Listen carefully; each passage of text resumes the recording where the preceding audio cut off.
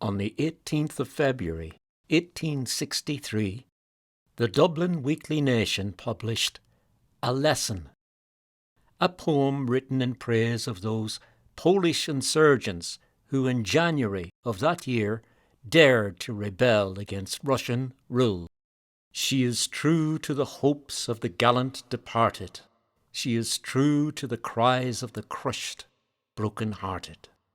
The poem was penned by Leo, a pseudonym used by 16-year-old John Keegan Casey, an exemplary young poet who would soon go on to write The Rising of the Moon. Oh, come tell me, Sean O'Farrell, tell me why you hurry so. The eldest of three children of Luke Casey, a teacher, and Margaret Keegan, John Keegan Casey was born on the 22nd of August, 1846, at Mount Dalton, about 10 miles from Mullingar in County Westmeath.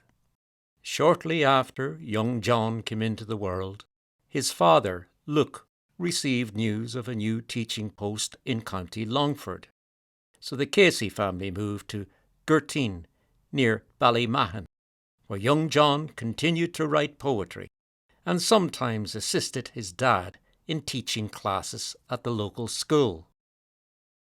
Described by the Dublin-based newspaper The Irishman as a tall, well-built man with large blue and dreamy eyes and an oval-shaped face on which there was always an expression of mildness, John K. Casey got caught up in the tide of nationalism that swept through parts of Ireland in the early 1860s. He joined the Fenian movement, and on Christmas Eve 1864, the Dublin Weekly Nation published another offering by Leo, The Rising of the Moon, A.D. 1798, a spirited 5-verse poem written in praise of the United Irishmen. Though there was no indication as to what melody the poem should be sung, when it was subsequently included in Wreath of Shamrocks, Casey's collection of original verse published by Robert McKee of Dublin in October 1866. The one-line accompanying note read as follows: Air, the wearing of the green. Thus marked the birth of the ballad, one welcomed by nationalists but branded as seditious by the authorities. In March 1867, Casey was arrested in County Roscommon under the Habeas Corpus Suspension Act and sentenced to 8 months in prison. Released from Dublin's Mountjoy jail in November of that year, he returned to Ballymahon, his health in tatters, but his spirit intact. In January of the following year, he married Mary Josephine Briscoe in the Pro-Cathedral in Marlborough Street, Dublin, the couple setting up home in the Summerhill area of Dublin. The Rising of the Moon had now established itself as one of the touchstones of Irish nationalism, and was frequently sung at fairs by travelling ballad singers, all of whom ran the risk of being arrested under the same act that put Casey behind bars. On the 1st of August 1868, Head Constable Barry witnessed an impoverished-looking man called Donoghue singing the song in Broad Street in Waterford. Constable Barry arrested Donoghue on the spot. Brought before resident magistrate George Ignatius Gould, Donoghue was severely reprimanded before being released with a caution.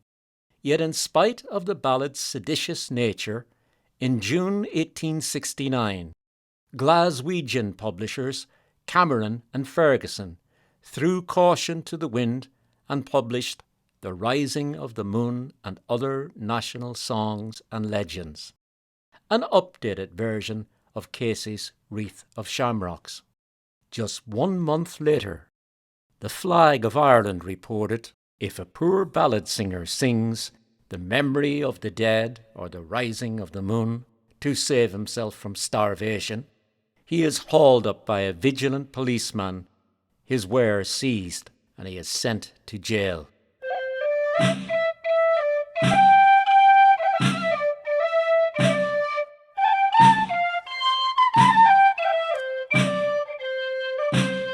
Death visited John Keegan Casey in a most unusual way. Not by the hangman's rope did he die, or by firing squad, or from further years of imprisonment, but by an accidental head injury, which he sustained in March 1870 while travelling in a Dublin cab. A short time later, when walking over Carlisle Bridge, now O'Connell Street Bridge in Dublin, he noticed blood coming from his mouth, at which point he hailed a cab and asked the driver to bring him to Dr. O'Neill, who immediately diagnosed a ruptured blood vessel, recommending that he rest up for a few days. 23-year-old Casey followed doctor's orders and returned to his home at Summerhill. But he died soon after, on St. Patrick's Day, 1870. According to the Irishman, over 50,000 people marched behind his coffin as it made its way to Glasnevin Cemetery. In April 1870, the Illustrated London News sent a correspondent to Ireland in the hope that he would be able to gauge the level of political unrest in the country. Writing from Athlone, he said that the police in and around Mullingar were becoming increasingly alarmed by the spirit of Fenianism that existed among farmers' sons in County Westmeath, adding that one constantly comes across cheap volumes in flashy covers with such titles as Speeches from the Dock and The Rising of the Moon.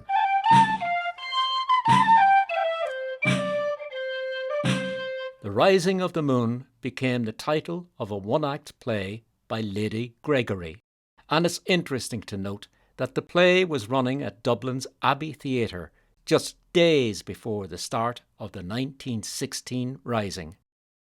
1957 saw the release of The Rising of the Moon, a film directed by John Ford, and the title was also used for a novel by Peter Beresford Ellis, a work from 1987 which was loosely based on the Fenian invasion of Canada back in 1866.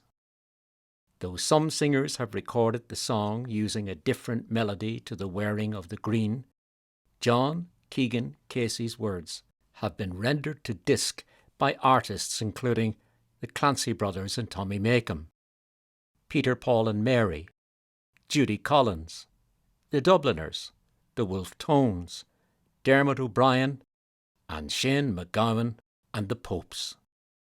And so ends the tale of John Keegan Casey's The Rising of the Moon. Oh, come tell me, Sean O'Farrell, tell me why you hurry so. Hush a buckle, hush and listen, and his cheeks were all aglow. I bear orders from the captain, get you ready quick and soon, for the pikes must be together at the rising of the moon.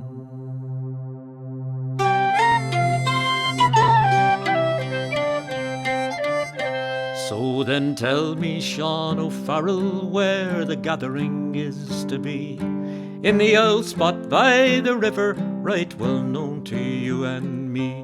One more word for signal token, whistle up the marching tune, with your pike upon your shoulder, by the rising of the moon, by the rising of the moon, by the rising of the moon. With your pike upon your shoulder, by the rising of the moon. Out of many a mud wall cabin, eyes were watching through the night. Many a manly chest was throbbing for the blessed warning light. Murmurs passed along the valleys like the banshee's lonely croon, and 1,000 blades were flashing at the rising of the moon.